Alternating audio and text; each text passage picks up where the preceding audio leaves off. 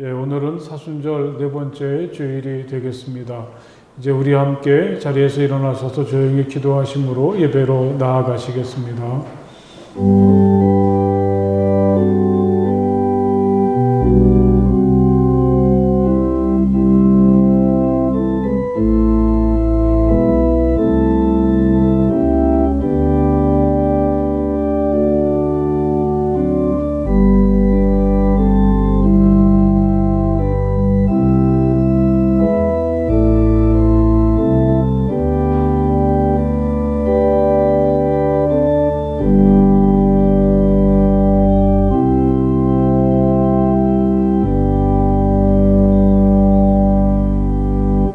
할렐루야, 내 영혼아 주님을 찬양하여라.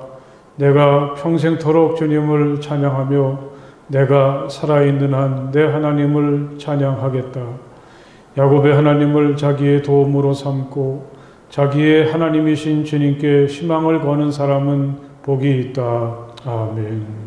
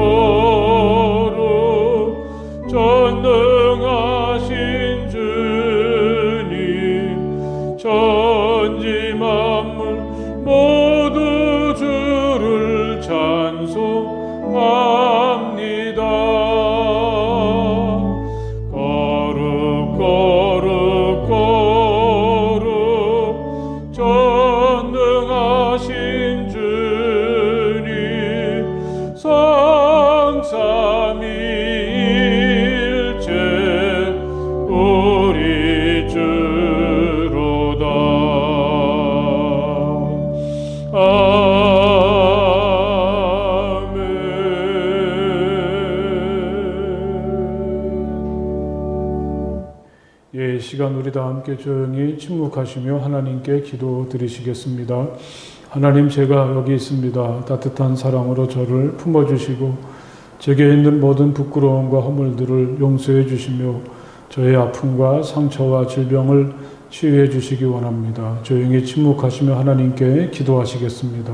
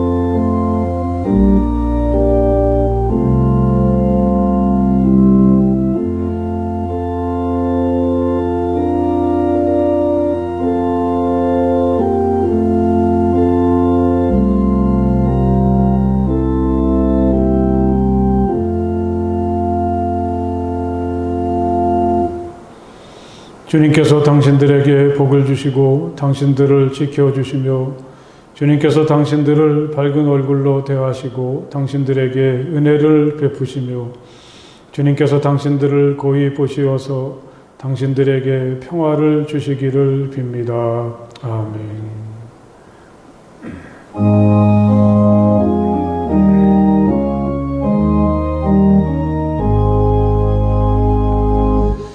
만복의 근원 하나님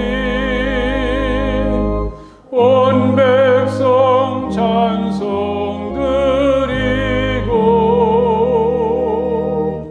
저 천사여 찬송하세 찬송 성부 성자 성령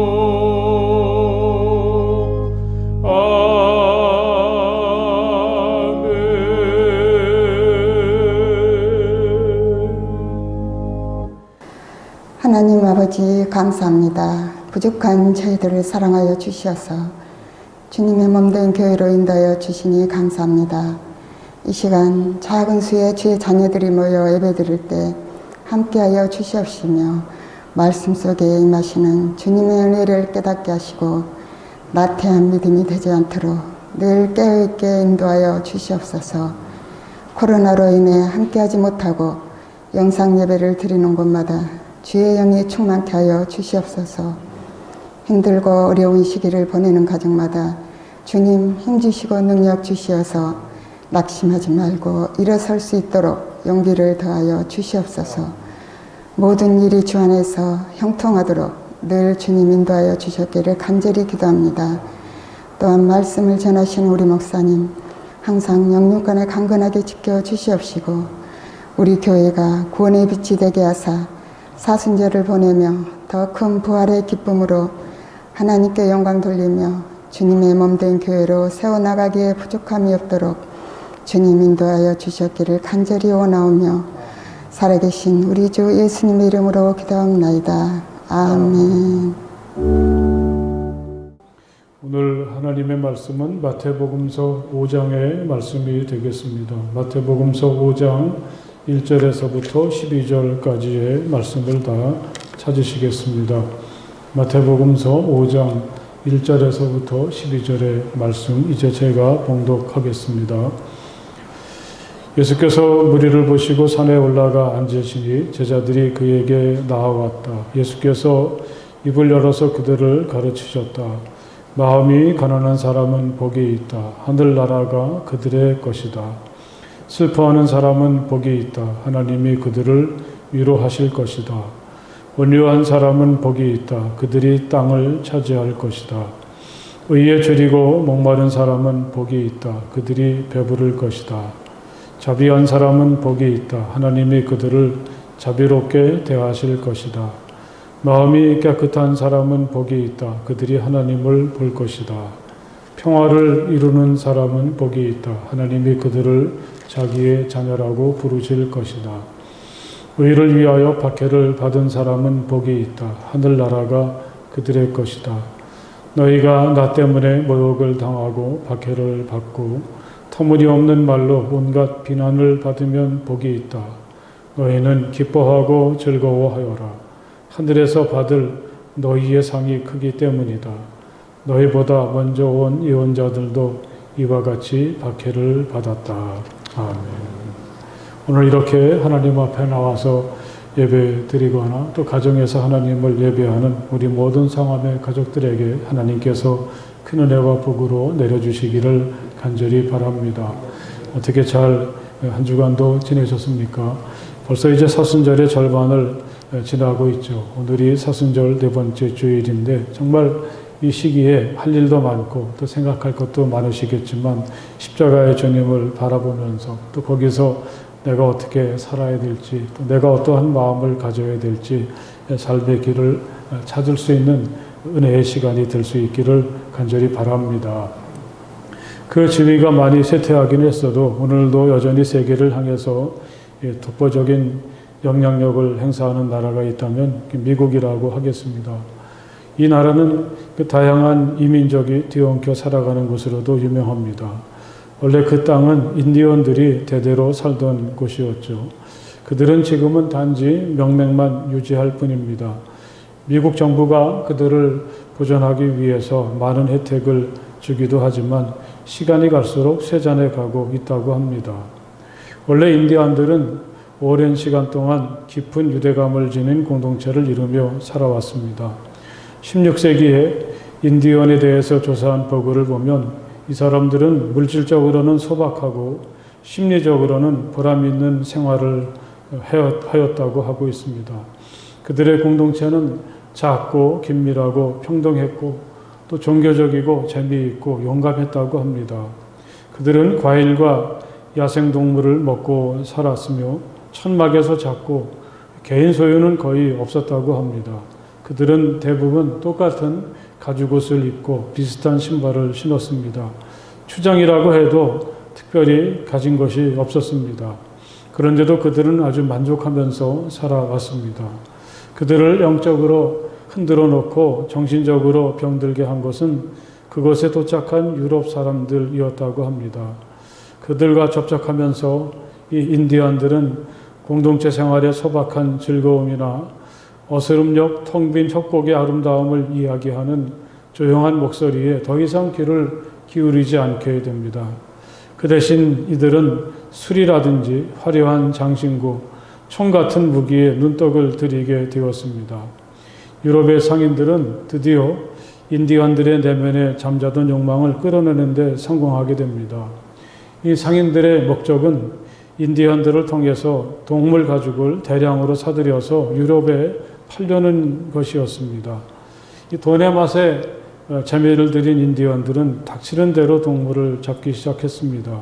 기록에 의하면 1739년부터 1759년까지 그 20년 동안에 체로키 부족의 전사 2,000명이 돈을 얻기 위해서 무려 125만 마리나 되는 사슴을 잡아들였다고 합니다. 같은 시기에 다른 지역의 인디언들은 해마다 12,000에서 15,000장의 사슴 가죽을 프랑스나 영국의 상인들에게 팔아 남겼다고 합니다. 하지만 그들은 돈을 벌면 벌수록 더 불행해졌습니다. 그들 사이에서 자살하는 사람이 많이 생기고 알코올 중독이 늘어나고 공동체는 무너져 내렸습니다. 더 좋은 것을 쟁취하기 위해서 그들은 자기들끼리 서로 싸움도 자주 하게 되었습니다. 이런 심상치 않은 현상의 문제점을 깨닫고 일부 인디언들이 예전의 방식으로 돌아가려고 애를 썼지만 이미 때는 늦고 말았습니다. 스위스의 작가인 알랭 드 보통이 최근에 펴낸 책 불안에서 소개하는 이야기죠. 결국 인디언들의 심성도 다른 인간의 것과 다르지 않았기 때문에 이런 비극적인 현상이 나타나게 된 것이라고 그는 진단을 했습니다. 저는 그 글을 읽을 때 어찌 이게 남의 일 같지가 않았습니다. 이 벼락부자라는 말은 오래전부터 있어 왔지만 이 벼락거지라는 말은 요즘 처음 들은 것 같습니다. 그 뜻을 제대로 설명해 주는 사람도 없어서 단지 오늘의 상황을 생각하면서 짐작할 따름인데요. 지금 우리가 처한 상황은 뭐라도 하지 않으면 졸지에 세상에서 낙오하게 되고 정말 거지 신세로 전락할 것 같은 위기감이 가득 차 있는 때라고 하겠습니다. 이러다가 우리가 정말 그 좋은 정신이며 공동체며 건강한 삶의 태도를 다 잃어버리고 인디언들이 그랬던 것처럼 자기들 땅에서도 나그네처럼 떠돌이처럼 비참하게 살아가야 되는 건 아닌지, 우리의 내일이 과연 어떻게 될지, 우리의 아이들은 어떤 세상에서 살게 될지 참 두렵고 참담할 뿐입니다. 예수님이 살았던 시대는 어떠했을까요? 도대체 예수님은 무슨 생각을 하셨기에 8가지 복을 이렇게 사역의 출발의 시기부터 말씀을 하셨을까요?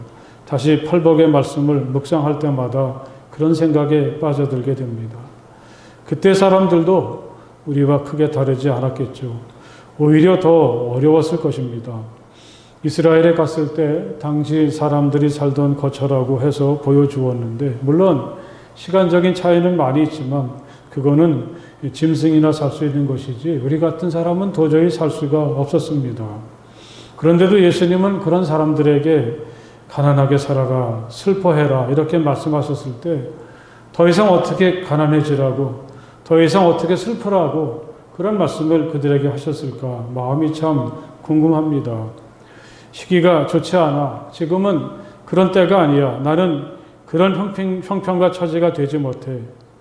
우리는 저마다의 내면에서 들려오는 하나님의 음성을 때로 듣기도 하지만 이런 핑계를 대면서 오늘을 살아가고 있습니다. 그러다 보니 항상 우리는 이렇게 살고 있는 거죠. 좋은 때, 좋은 시간 기다리기만 하다가는 한평생이 덧없이 지나가게 되고 맙니다. 어린 왕자의 작가인 생텍쥐페리를 읽으면서 그런 아쉬움을 가졌습니다. 이렇게 글을 잘 쓰는 사람이 얌전하게 시간을 보내면서 좋은 때가 오기를 기다리지 뭐하러 전쟁에 나갔다가 아직까지도 돌아오지 못하고 있는 걸까? 비행기를 몰고 전쟁에 뛰어드는 일은 그가 아니고도 할 사람이 많았겠지만 그의 글에는 오로지 그만이 쓸 수 있는 아름다움과 독특함이 담겨 있습니다. 그는 자신의 소설 전시조종사에서 이런 말을 한 적이 있습니다. 완공된 성당의 관리자로 혹은 성당 의자나 운반하는 사람으로 자기 소임을 다했다고 만족하는 사람은 이미 그 순간부터 패배자다. 지어나갈 성당을 가슴속에 품은 이는 이미 승리자다. 사랑이 승리를 낳는다. 진행은 사랑을 위해 봉사할 때에야 비로소 그 가치가 빛난다. 사랑하는 여러분, 살아가면서 우리는 결코 어떤 이유나 핑계를 대어서는 안 될 것입니다. 우린 여기에 머물러 있어서만 하는 것으로 만족해서는 안 됩니다. 어설픈 만족감에 젖어 있어서도 안 되고 무기력하거나 현실에 굴복해서는 더더욱 안 될 것입니다. 내게 어떤 순간이 다가오든 내가 어떤 자리에 서 있든 우린 누구나 하나님을 믿는 사람이라는 걸 항상 마음속에 품고 살 수 있는 우리가 될 수 있기를 간절히 바랍니다. 오늘처럼 혼탁한 세상을 살아갈 때 예수님이 우리에게 제시하시는 8가지 복이란 받아도 좋고 안 받으면 그만이고 그런 것은 결코 아니라는 것을 깨닫게 되었습니다. 이 주님께서 우리에게 역설하시는 이 복에 담긴 것은 하늘나라 백성이라면 반드시 살아내야 될 삶인 것이고 지켜야 될 소중한 가치입니다. 이 팔복은 주님께서 세상에 오셔서 터득하신 자신을 지키고 하나님의 사람으로 살아가게 하는 삶의 비결이라고 하겠습니다. 지난주에도 말씀을 드린 것처럼 주님이 누리셨던 행복이란, 또 주님께서 말씀하시는 행복이란 자기 스스로가 얻는 것은 아닙니다. 매 순간을 하나님께서 원하시는 방향으로 살아가려고 고민하고 내 자신의 것을 포기하면서 하나님께 마음을 향할 때 누가 뭐라 해도 자신이 확신하고 느끼는 대로 살아갈 때 그건 하늘에서 갑자기 뚝 떨어지는 것이고 자기도 모르는 사이에 자신의 내면에 깊이 스며드는 행복입니다. 여러분, 이게 진짜 아니겠습니까? 이런 사람이 정말 행복합니다. 온유한 사람은 복이 있다. 그들이 땅을 차지할 것이다. 주님은 오늘 말씀 속에서 우리들에게 온유한 사람을 말씀하시죠. 온유한 사람이 행복한 거고 그들이 땅을 차지할 거라고 하셨습니다. 온유한 사람이란 누구를 말할까요? 그 말 그대로 읽어보면 마음이 따스하고 생각이나 행동이 유연한 사람들이라고 하겠죠. 부드럽고 열린 마음을 가진 사람들이라고 하겠습니다. 온유함이란 예수님 시대의 철학자들이나 당시의 지식인들이나 당시에 괜찮은 사람들에겐 꼭 갖추고 싶은 최상의 덕목이었다고 합니다. 지나치게 과하지도 않고 지나치게 모자라지도 않는 이상적인 상태를 가리키는 말이라고 이 온유함을 이해한 사람들도 있습니다. 이를테면 어떤 사람에게 용기가 지나치면 무모해지고 만용을 부리게 되지만 또 용기가 모자라면 겁쟁이가 되겠죠.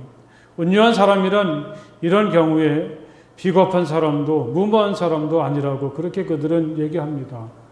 유진 피터슨 목사는 더도 말고 덜도 말고 자신의 모습 그대로 만족하는 사람을 온유한 사람이라고 표현했습니다. 온유함을 가장 고상한 덕목으로 여겼던 당시 사람들은 이성을, 우리 인간의 이성을 온유해지기 위해서 꼭 필요한 것으로 보았습니다. 자기 자신과 자기에게 주어진 상황을 냉철한 이성으로 바라볼 때 온유함에 이를 수 있다고 본 거죠. 여기에서 이 고대 철학자들과 예수님의 차이가 있다고 하겠습니다. 이 예수님이 온유한 사람을 말씀하실 때, 그래서 우리의 내면이 항상 따뜻하고 나의 환경이나 내가 만나는 사람들을 향해서 열린 마음을 가질 수 있다면 여러분, 그걸 가능하게 하는 것은 다름 아닌 하나님을 향한 믿음이 아니겠습니까? 만일 내가 그 어떤 것으로도 나를 꾸미거나 치장함이 없이 덜도 말고 더도 말고 내 오늘의 모습에 만족해서 자신의 그들의 모습에 대해서 자긍심을 가지게 되고 이 세상과 사람들을 향해서 따스함과 열린 마음으로 대할 수 있다면 그건 우리가 온전히 하나님의 사람이 될 때라고 저는 깨닫습니다. 우리가 온유한 마음을 가지고 살게 하는 건 다름 아닌 나사렛 예수를 통해서 나타난 하나님의 사랑이 아니겠습니까? 그래서 저는 아직 예수를 믿지 않는 사람들을 볼 때마다 정말 안타까운 건 정말 이 사람도 예수를 믿고 하나님의 사랑을 좀 알았으면 좋겠다. 그러면 정말 인생이 행복하고 멋있어질 텐데 그런 안타까운 마음이 있습니다. 신약에서 만약에 온유한 사람을 뽑아보자면 저는 가장 먼저 생각나는 사람이 바로 사도 바울입니다. 그는 나사렛 예수를 통해서 하나님의 사랑을 제대로 알게 되었죠. 그 사랑이 그를 온유하게 해 주었습니다. 예수님 이전에 바울은 항상 조급하고 열등감에 사로잡혀 있었습니다. 많이 배웠고 또 좋은 배경을 가졌지만 행복하지 않았습니다. 하나님이 자신을 얼마나 사랑하시는지 그는 알 수가 없었던 거죠. 그러다가 예수님을 통해서 하나님의 사랑을 알게 되었을 때 그는 자신에 대해서 이런 놀라운 고백을 했습니다. 이름 없는 사람 같으나 유명하고 죽은 사람 같으나 보십시오 살아 있습니다. 징벌을 받으나 죽임을 당하는 데까지는 이르지 않고 근심하는 사람 같으나 항상 기뻐하고 가난한 사람 같으나 많은 사람을 부유하게 하고 아무것도 가지지 않은 사람 같으나 모든 것을 가진 사람입니다. 나 자신에 대해서 더도 덜도 말고 지금 이 모습의 나에 대해서 이렇게 만족한 사람이 어디 있겠습니까? 바로 이런 사람들이 온유한 사람이죠. 자신에 대해서 만족하며 어디를 가든지 누구를 향하든지 따스함과 열린 마음으로 다가서는 사람들을 말한다고 하겠습니다. 그들이 땅을 차지할 것이다. 예수님은 온유한 사람들이 누리는 행복을 이렇게 말씀하셨습니다. 우리들의 시대에는 이 온유함과 땅을 차지한다는 것은 좀 어울리지 않는 것 같습니다. 권력이 있다든지 돈이 많다든지 또는 요즘은 또 개발에 대한 정보도 한몫하는 것 같습니다. 땅은 이런 사람들이 차지할 것 같은데 주님은 온유한 사람에게 땅이 돌아갈 것이라고 말씀하십니다. 시편 37편에 보면은 겸손한 사람이 오히려 땅을 차지할 것이며 라는 말씀이 있는데 예수님은 아마 이 말씀을 생각하신 듯 합니다. 이 시편 37편은 악한 사람들이 잘 되고 불의한 사람들이 잘 사는 현실을 보면서 실망한 사람들을 향한 위로와 희망의 말씀입니다. 지금 당장은 이 사람들이 잘 되는 것 같아도 그건 잠시뿐이라는 거죠. 그들은 풀처럼 빨리 시들고 푸성기처럼 사그라지고 만다. 그들에게 곧 들이닥칠 결말을 예고하고 있습니다.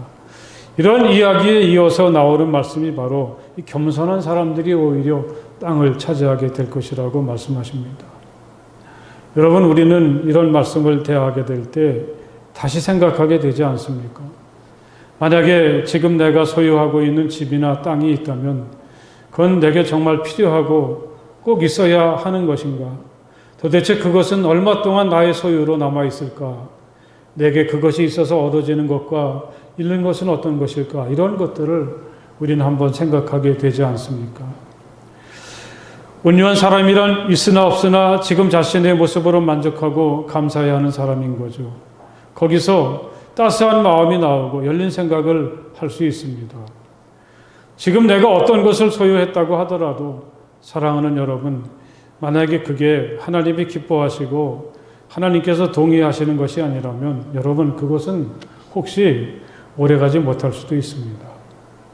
오히려 우리의 이 세상을 살아가는 진정한 목적이 땅이 아니라 온유함을 추구하는 것이라고 할 때, 그래서 늘 풍성한 마음을 간직하고 사람들을 열린 마음으로 대하려고 할 때 오히려 땅은 생각지도 않게 그런 사람들의 것이 될 것이라고 하십니다. 여기서 아브라함과 롯을 생각하게 되었습니다. 만약에 아브라함이 길을 떠날 때부터 내가 살던 것보다 더 비싸고 좋은 땅을 차지해야지 그렇게 생각하면서 길을 떠났다면 그는 롯보다 먼저 그 기름지고 좋은 소알 평야를 차지하려고 난리를 쳤겠죠. 나와 나의 후손의 미래가 걸려있는데 체면이 무슨 문제가 되겠습니까? 하지만 아브라함의 목적은 땅이 아니었습니다. 복의 근원으로서 하나님의 사랑과 복을 전하는 사람으로서 내가 어떻게 살아야 될까?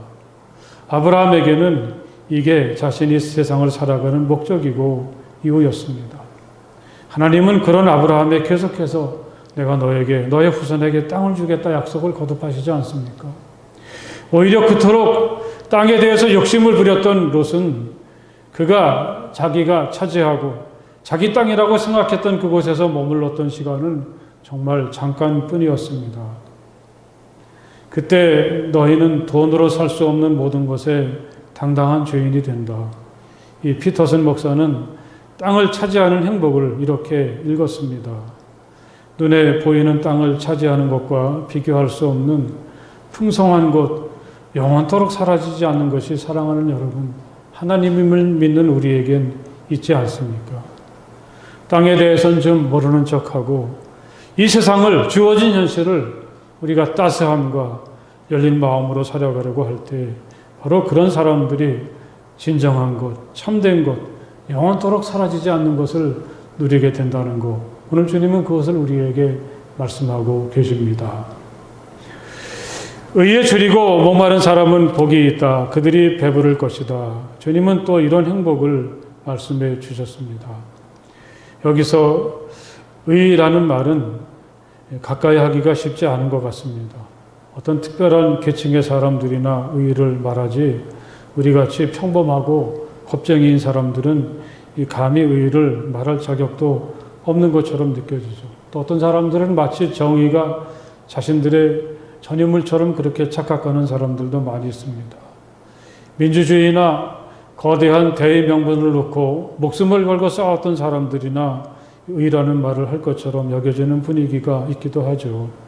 이 정인이 공인이 하는 말을 들먹거릴 만큼 우리는 또 정의롭게 살지 못하고 있지 않습니까? 도대체 예수님은 무슨 생각으로 그날 벌어서 그날 먹기도 힘든 사람들에게 의롭게 살아라 그렇게 말씀을 하시는 걸까요? 무슨 정치가나 투쟁가들만 이 의의를 독점할 수는 없다는 거죠. 예수님께서 이렇게 정말 평균 이하의 밑바닥의 삶을 살고 있는 사람들에게 의의를 말씀하실 때 아마 그건 거창한 구호나 정치적인 이념을 실현하는 것은 아니었을 것입니다. 그건 공허한 이념이나 구호가 아니라 구체적인 생활 속에서 내가 실천할 수 있는 의의를 말하려고 하는 게 아니었겠습니까?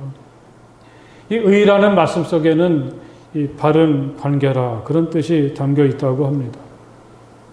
그러니까 우리가 의의를 추구한다는 것은 이 잘못되고 왜곡된 관계를 바르게 돌려놓는다는 말로 읽을 수가 있겠습니다. 이 사도 바울도 이 의의라는 말을 자주 사용했죠. 특히 로마서 같은 말씀을 보면 하나님의 의 또는 하나님께서 우리를 의롭게 여기셨다는 말을 자주 하는데 저는 이 대목이 정말 아무리 시간이 지나도 낯설고 제대로 이렇게 실감이 나지 않습니다. 이 말씀을 좀 쉽게 읽어보면 하나님께서 하나님과 우리들 인간 사이의 잘못된 관계를 바르게 돌려놓으셨다. 그런 뜻으로 읽을 수가 있겠죠. 전에는 우리가 지은 죄 때문에 그 지은 죄가 하나님과 우리의 관계를 틀어막고 관계가 틀어지고 소통하지 못하게 했었지만 이 나사렛 예수가 지셨던 십자가가 그 사이를 회복시켜 주셔서 우리는 이제 하나님과 바른 관계 속에 살게 되었다. 이걸 가리켜서 하나님께서 우리를 의롭게 여기셨다. 그렇게 읽을 수가 있는 거죠.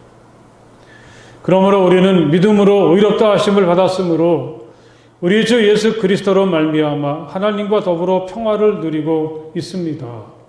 바울은 이렇게 예수님을 통해서 회복된, 의로워지게 된 우리와 하나님의 관계를 이야기하죠. 이게 바로 의라고 하겠습니다.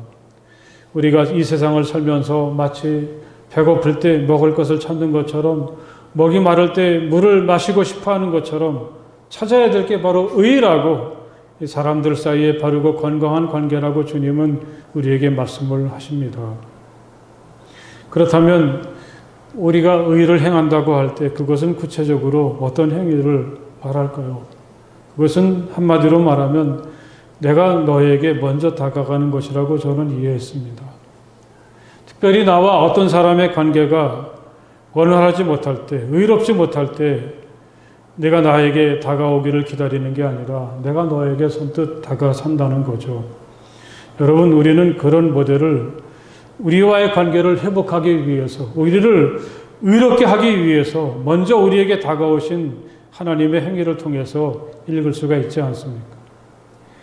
이 나사렛 예수가 세상에 오셨다는 것, 그건 하나님께서 나를 낮추시고 우리에게 먼저 다가오셨다는 거죠. 그리고 십자가에 이르게 하셨습니다.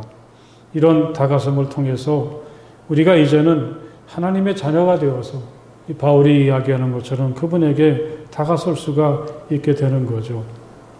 그런데 이게 현실에서는 참 간단한 것 같으면서도 쉽지 않습니다. 우리가 사실은 어떤 사람을 대할 때 그 참 마음이 복잡한 것 같고 묘한 것 같습니다. 1892년에 영국의 한 일간지에는 이런 풍자 만화가 실렸다고 합니다. 엄마와 딸이 나누는 대화인데 한번 잘 들어보십시오. 스파이서 윌콕스 집안 사람들이 가네요, 엄마. 딸이 엄마에게 이렇게 말합니다. 그들이 우리와 사귀고 싶어서 죽을 지경이란 이야기를 들었는데 부르는 게 좋을까요? 그때 엄마의 대답이 참 재밌습니다. 안 되지, 얘야. 우리를 사귀고 싶어 죽을 지경인 사람들은 우리가 사귈 만한 사람이 아니야. 우리가 사귈 만한 사람은 오직 우리와 사귀고 싶어 하지 않는 사람들 뿐이란다. 그렇게 참 묘한 대답을 합니다. 별로 그렇게 반응이 없으시군요. 시간과 사는 방식은 다르더라도 우리들 사람의 마음은 참 비슷한 것 같습니다. 의란 그런 것입니다. 이 바른 관계를 위해서 내가 먼저 나를 낮추고 너에게 다가가는 것, 먼저 너에게 손을 내미는 것, 하나님께서 예수님을 통해서 우리에게 하신 것처럼 너에게 하는 것이 바로 그것이 의를 실현하는 것임을 마음 깊이 새기시기를 간절히 바랍니다. 그들이 배부를 것이다. 예수님은 이렇게 의를 추구하는 사람들이 누리는 행복을 말씀하십니다. 여기서 배가 부르다는 것은 어떤 뜻일까요? 저는 이 대목을 곰곰이 생각하다 그 만족이란 말이 생각이 났습니다. 우리가 참된 만족은, 진정한 배부름을 느낄 수 있는 것은 세상에 있는 좋은 것들을 혼자서 독차지하는 데 있는 것이 아니라 너와 함께 할 때, 내가 먼저 장벽을 허밀 때 우리는 행복하고 만족할 수 있다는 말씀입니다. 시편 133편에는 이런 말씀이 있습니다. 그 얼마나 아름답고 즐거운가, 형제 자매가 어울려서 함께 사는 모습. 옛날 이스라엘은 많은 가족들로 북적였죠. 농사도 지어야 하고 가축도 길러야 하니까. 그런데 이렇게 그들이 좁은 공간에서 북적이며 살 때 참 시끄럽습니다. 여러 가지 갈등도 많이 생기게 됩니다. 이럴 때 롯이 아브라함에게서 분가하듯이 서로 떨어져서 사는 것도 방법이겠지만 또 이렇게 떨어져서 살 만한 여유가 없을 때도 많지 않습니까? 그럴 때 서로를 이해하고 좋은 관계를 이루면서 함께 어울릴 때 여기엔 혼자서 지낼 때 느낄 수 없는 만족이 있고 행복이 있다고 합니다. 머리 위에 부은 보배로운 기름이 수염 곧 아론의 수염을 타고 흘러서 그 옷깃까지 흘러내림 같고 헬몬의 이슬이 시온산에 내림과 같구나. 주님께서 그것에서 복을 약속하셨으니 그 복은 곧 영생이다. 이렇게 말씀하죠. 이 기름이란 상처를 치유하고 어떤 사람들을 아주 특별하게 세울 때 사용됩니다. 나와 너의 의롭고 건강한 관계가 저마다의 상처를 치유하고 서로를 멋지게 세워주게 된다는 말씀이죠. 이슬이란 삶에 끼치는 신선함을 말한다고 하겠습니다. 우리가 사람들 사이에서 의를 추구하며 건강하고 좋은 관계를 맺고 질서와 조화를 이룰 때 거기서 얻어지는 행복은 지치고 메마른 사람의 신선한 생기가 된다는 말씀이죠. 또한 우리는 이렇게 좋게 맺어진 나와 너의 관계 속에서 세상에서 누릴 수 없는 가슴 뭉클한 영원한 순간을 느낄 수가 있게 되기도 합니다. 저는 그런 생각을 이 사순절의 절기에 하게 됩니다. 하나님께서 우리와의 관계를 다시 시작하시기 위해서 스스로 인간이 되어서 세상에 오셨을 때, 그리고 마침내 십자가를 지셨을 때, 그 하나님은 얼마나 행복하고 좋으셨을까요? 사랑하는 여러분, 우리의 행복이 바로 여기 있습니다. 하나님의 사랑으로 너에게 손을 내미는 우리가 될 수 있기를 주님의 이름으로 간절히 축복을 드립니다. 할렐루야. 기도하시겠습니다. 하나님, 감사합니다. 우리가 그리스도인으로서 이 세상을 어떻게 살아야 되는지 온유한 마음을 하나님의 사랑 아래서 회복하고 잃지 않게 하시며 언제나 내가 먼저 나서서 하나님께서 나를 위해서 그렇게 하셨던 것처럼 바르고 건강한 관계를 회복하기 위해서 먼저 손을 내미는 우리가 될 수 있도록 도와주시옵소서. 그래서 하나님께서 우리에게 주시는 진정한 행복을 가슴 깊이 느끼며 살아가는 우리 모두가 되게 하여 주시옵소서. 예수님 이름으로 간절히 기도드렸사옵나이다. 아멘.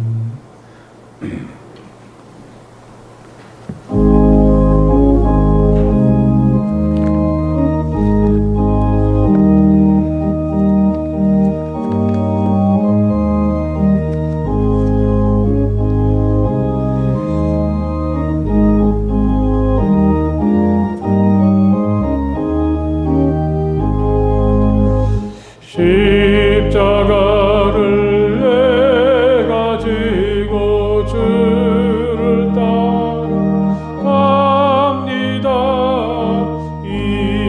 이제부터 예수로만 나의 몸에 삼겠네. 부귀 영광 모두 잃어버려도 주의 평안 내가 받고 영생 복을 받겠네.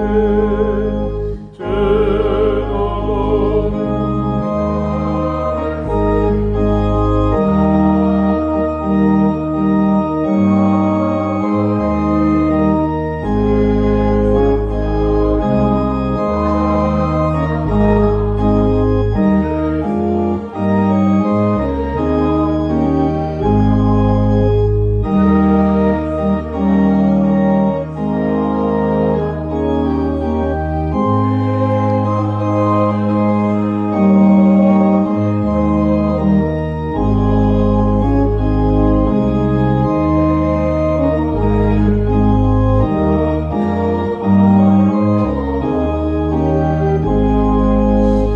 내가 핍박당할 때에 주의 품에 안기고 세상 고통 당할수록 많은 위로받겠네. 주가 주신 기쁨에 기뻐할 건 무엇냐. 주가 나를 사랑하니 기뻐할 것뿐일세. 아멘.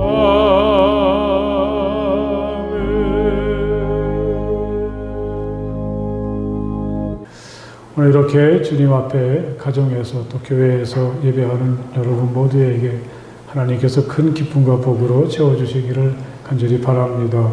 우리 옆에 계신 분들하고 사랑하고 축복합니다. 함께 인사해 보십시오. 사랑하고 축복합니다. 사순절 네 번째 주일입니다. 이제 얼마 남지 않았는데 기도와 경건, 사랑의 실천에 더욱 힘쓰시길 바라고요.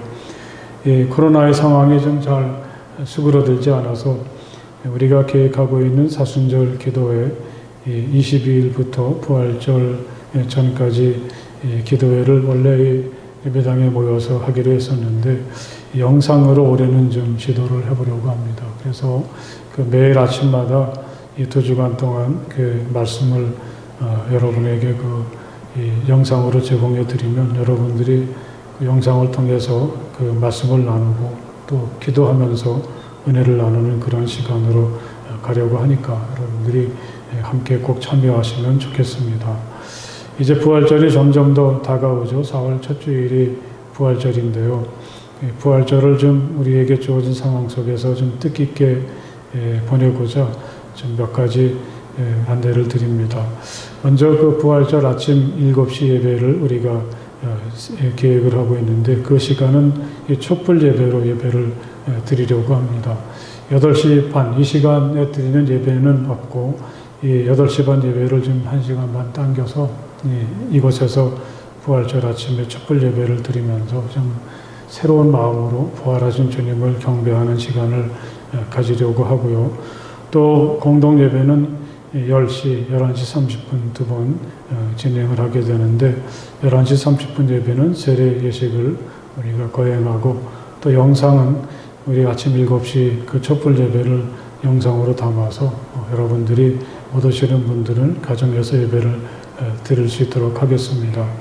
아동부와 중고등부도 이 대면 예배를 통해서 은혜를 나누고 또 부활절에 걸맞는 아주 의미 있는 행사도 이렇게 준비하고 계획하고 있으니까 우리 자녀들과 함께 참석하시면 정말 좋겠습니다. 뭐 좀 예전보다 많이 좀 모이는 숫자도 줄어들고 또 행사도 좀 축소가 됐을지 모르지만 우리 마음이 중요하다고 생각합니다. 그래서 정말 주님의 고난에 동참하는 마음으로 또 주님께서 주시는 은혜를 사모하는 마음으로 사순절의 남은 절기를 보내시고 그리고 또 부활절을 맞이했으면 좋겠습니다. 예배가 끝나고 가실 때 오늘도 그 떡이 준비되어 있으니까 하나씩 꼭 가지고 가십시오. 웬 떡이냐 하면 우리 이기봉 권사님이 지난해 2020년 1월 달에 운전을 하고 가시다가 그 대동맥이 파열되는 정말 비급한 순간을 맞이해서 다급하게 수술을 하고 또 그때 여러분들에게 온라인을 통해서 기도를 부탁했었는데 정말 기적적으로 회복을 하시고 또 이제는 또 사업까지 다시 새롭게 시작하고 있는데 그동안 감사하는 마음을 늘 간직하고 있다가 코로나 때문에 표현을 못하다가 이번 주에 작은 정성으로 여러분들에게 감사하는 마음을 표현하시는 것 같습니다. 그러니까 그 떡을 한 분이 하나씩 가지고 가셔서 꼭 맛있게 잡수시고 이 잡수시기 전에는 우리 이기범 권사님과 그 가정을 위해서 꼭 축복 기도를 하시고 드시면 좋겠습니다. 다른 광고 없으시면 우리 다 함께 자리에서 일어나셔서 주기도문 찬송 함께 찬송을 부르시겠습니다.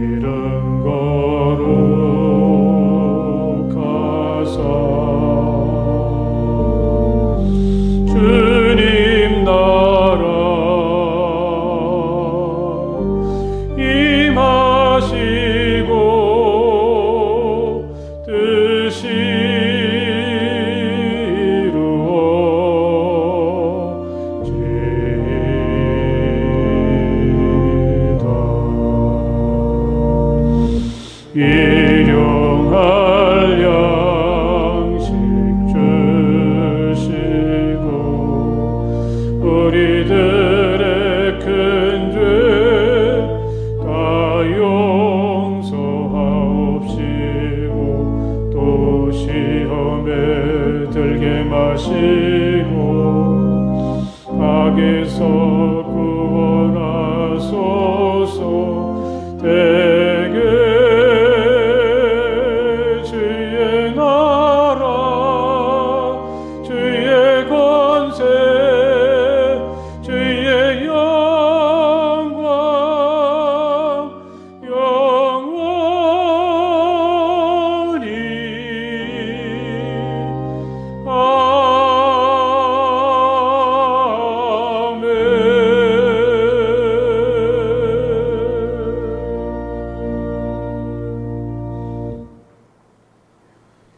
이제는 우리 주 예수 그리스도의 거크신 은혜와 우리 아버지 하나님의 그 넓고 무한하신 사랑하심과 성령 안에서의 거룩한 사귐이 마음을 다해서 기쁨으로 우리 주님을 찬양하고 예배하는 모든 주님의 자녀들 가운데 영원토록 함께하여 주시기를 간절히 축원하옵나이다.